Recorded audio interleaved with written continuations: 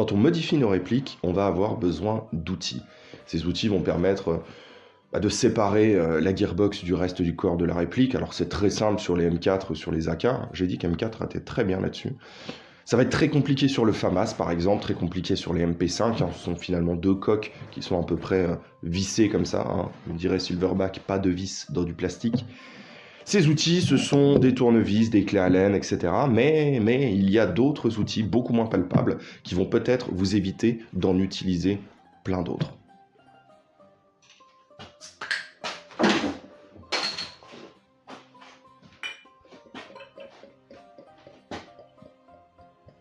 On va y aller tranquillement.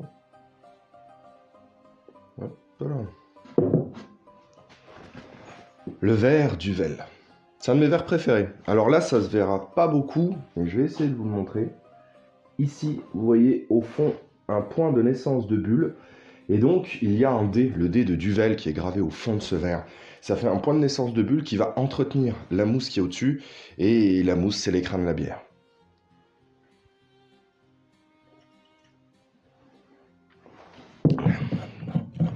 Ouais, ce verre, cette bière, on pourrait en parler pendant des heures. Mais vous n'êtes pas venu pour ça. Les outils sont nécessaires, les outils sont évidents pour modifier des répliques. Alors on va trouver du tournevis, on va trouver de la clé Allen. Pour les moins patients et les plus spontanés, on va trouver, Hans, on va trouver aussi un marteau, une masse, etc. Et il y a des outils qui sont aussi beaucoup plus intellectuels. Je ne dénigre absolument pas ce type d'outils, mais il faut qu'on parle du rasoir d'Occam.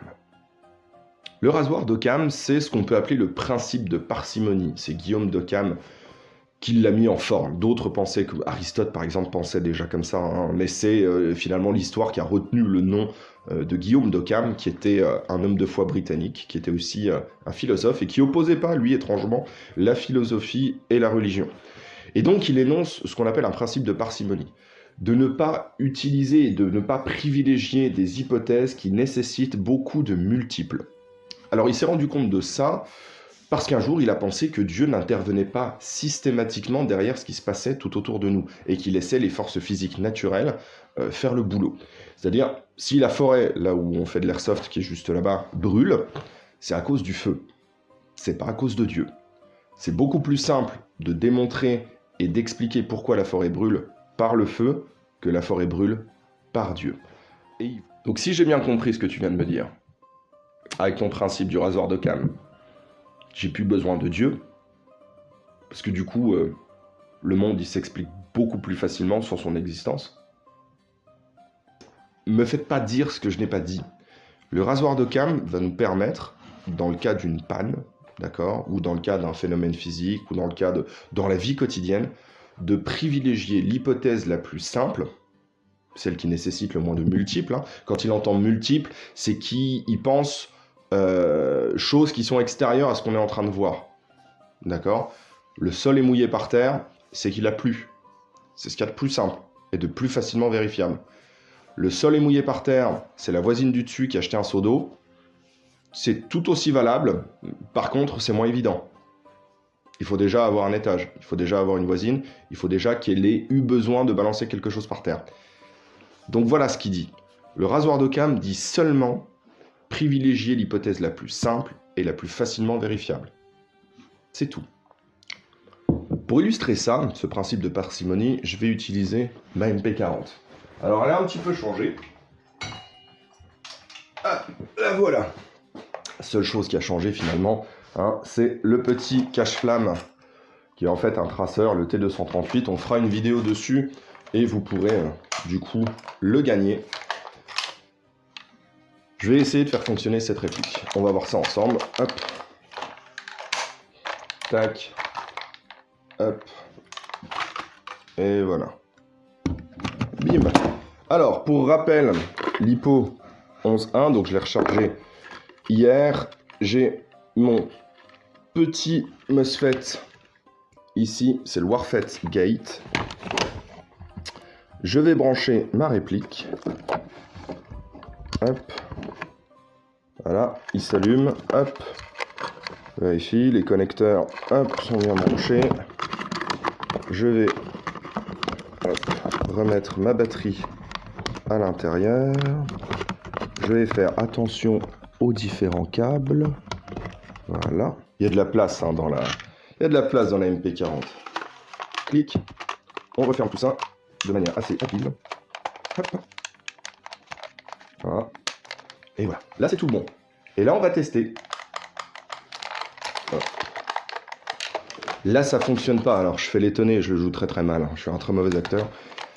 Ma réplique ne fonctionne pas.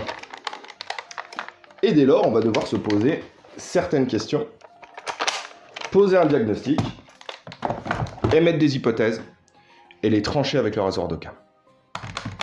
Bah, je comprends pas. J'ai fait tout comme il faut et ça tire pas. Ça tire pas, donc j'ai un problème. Et pour résoudre un problème, il va falloir le décrire.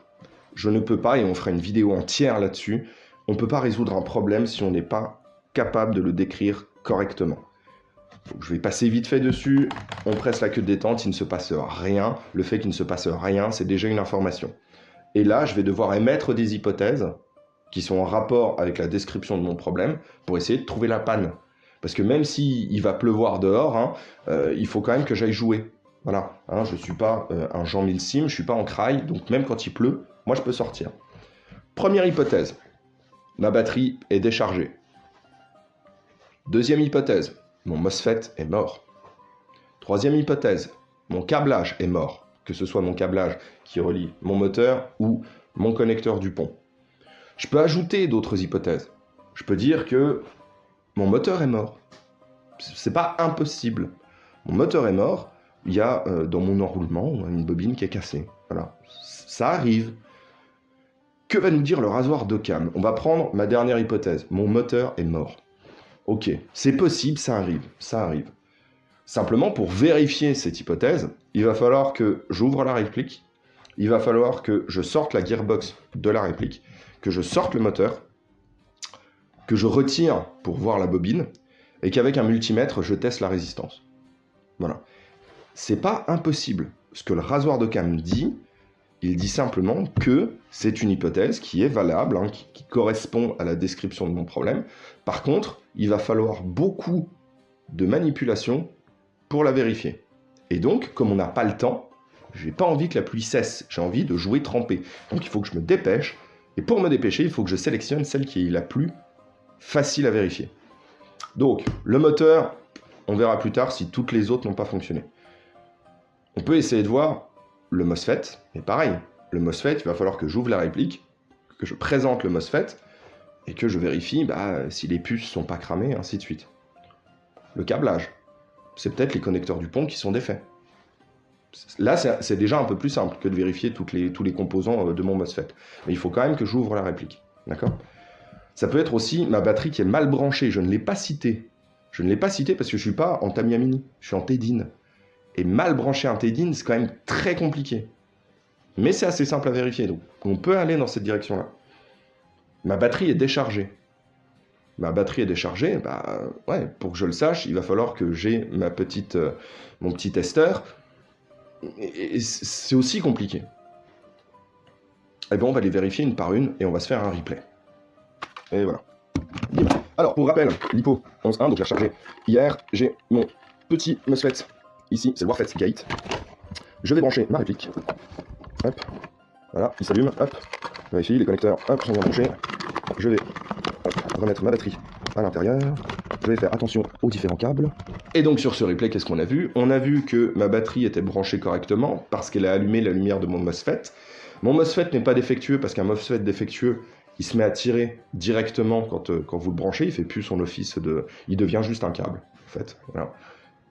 Les connecteurs du pont sont bien branchés. J'ai appuyé dessus, j'ai vérifié pendant que j'ai branché. Ma batterie est bien branchée, c'est du T-DIN. Mon moteur, voilà, il faudrait que je défasse tout. Mais il y a quelque chose que j'ai oublié de vous dire. Et c'est là que c'est extrêmement important. Le contexte est extrêmement important. Ici, sur cette réplique, j'ai un interrupteur. C'est un interrupteur qui permet de mettre la réplique en sécurité.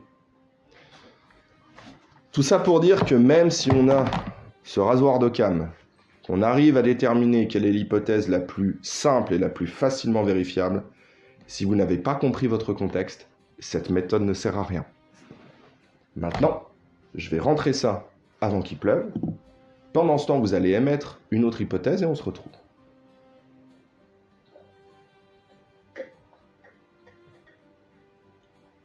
Cette nouvelle hypothèse, avec cet élément de contexte supplémentaire, qu'est-ce que ça nous dit? Ça nous dit qu'on est peut-être en sécu. Et c'est pour ça, il faut essayer de voir le contexte global et de trouver l'hypothèse la plus simple et la plus facilement vérifiable. Une grande personne a dit un jour, si vous entendez ça, pensez d'abord au cheval et pas au zèbre. Si vous avez la ref, vous aurez un petit cadeau, lien dans la description. Mais il faudra me le noter en commentaire et je tirerai au sort dans une semaine. Bonne chance. Du coup, qu'est-ce qui se passe si je fais ça?